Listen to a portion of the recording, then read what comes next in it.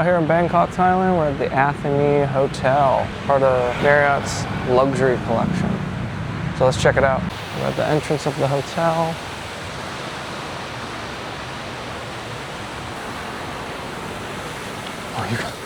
Oh, you're good, thanks. You can see the staff are very gracious here. There's a lobby, we got chicken over there. Second floor, this consists of meeting rooms. Downstairs is the car park. I have to say I was quite impressed with the size of this lobby. It has a very nice little grandness to it. The photos of it online are actually what convinced me to want to check out this hotel during my stay in Bangkok. Got the breakfast restaurant, along with a bar. I'm gonna head over to my room now. Morning. As you've been able to see, the staff are very attentive. So we're on the 22nd floor.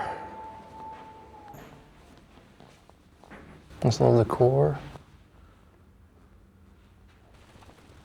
We're running the AC pretty cold today. And here's my room. Welcome to The Athenee Hotel here in Bangkok. This is my room. To the right, we have a closet with the ironing board and iron, along with the umbrella and safe. To the left of it is your mini bar, complimentary tea and coffee, typical complimentary water, various other snacks, and alcoholic and non-alcoholic beverages available for purchase in the mini bar. Over here, more liqueurs. Over here, you got your closet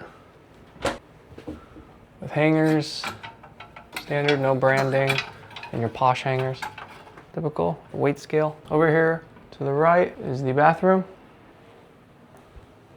bathtub, giant mirror, other mirror, just one sink.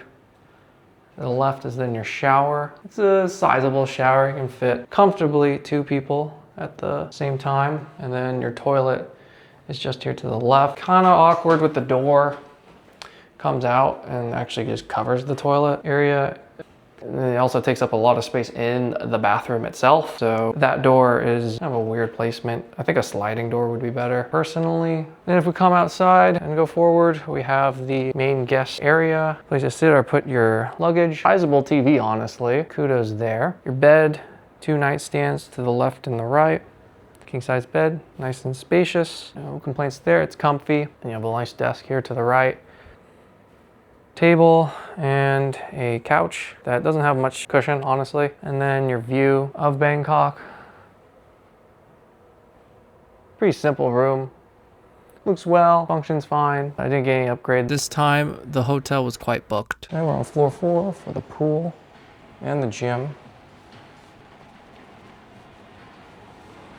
A little peek at the gym. It's got some various equipment.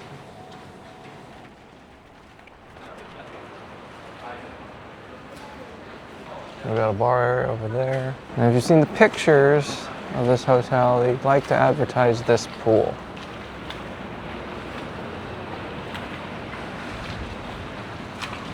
And besides the swimming pool, a little structure, it's a little garden walk over here.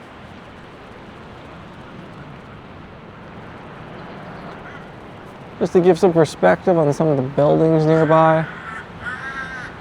Really in just the thick of it, and then the tower itself.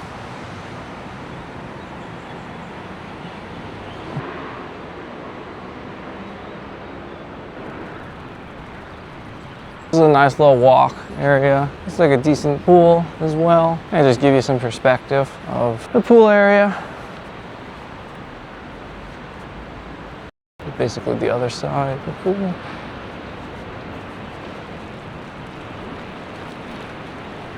And some unique statue art. One else over there.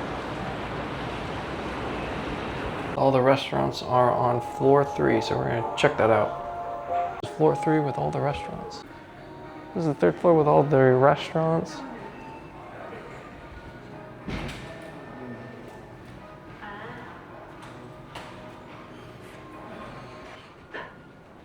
A couple more.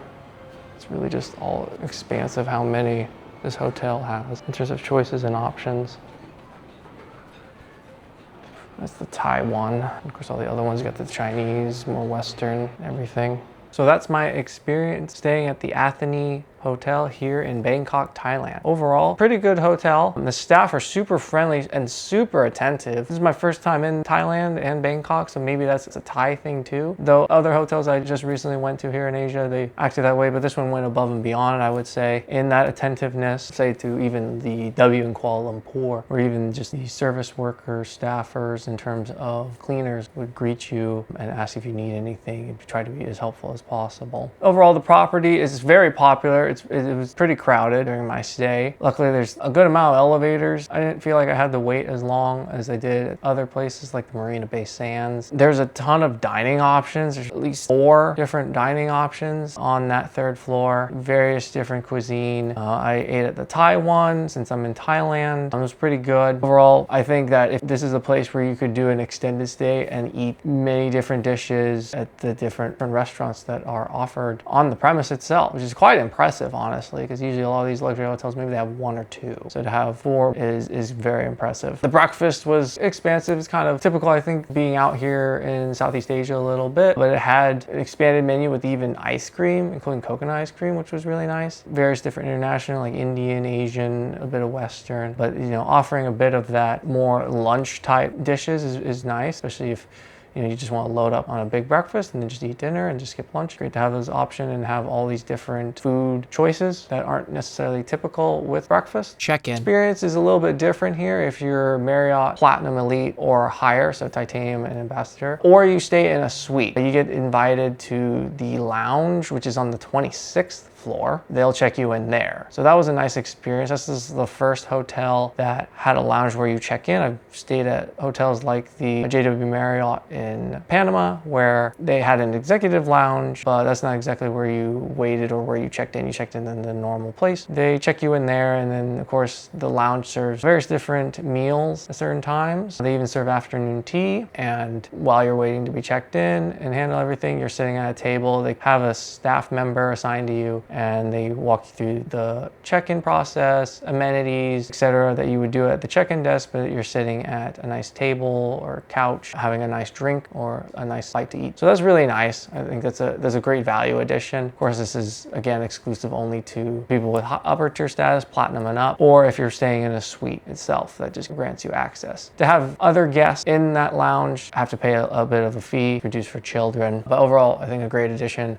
and a great part of the experience if you get access to that. So would I stay here again? I'd say yes. This is definitely a Bon Vivant approved, probably a gold. The staff are warm and welcoming, and they're always trying to help you. The food was good, and there's just a plethora of options. This is one that I think you could stay here quite a few nights and get quite a bit out of the property, despite it not being like a giant resort. Say the Marina Bay Sands still has a good amount of variety. It's in a pretty good location. I think you get a good experience. I think there's just little things that could be improved in terms of like the room and their design. Like I mentioned, the bathroom door is kind of weird, but everything's functional, and maybe that's just a kind of a nuance with the smaller rooms and not really a thing in the suites. Overall, I really enjoyed my stay. It has everything that I would expect of a 5-star, with some standouts being the level of service and quality of the staff, which again may be a Thai thing.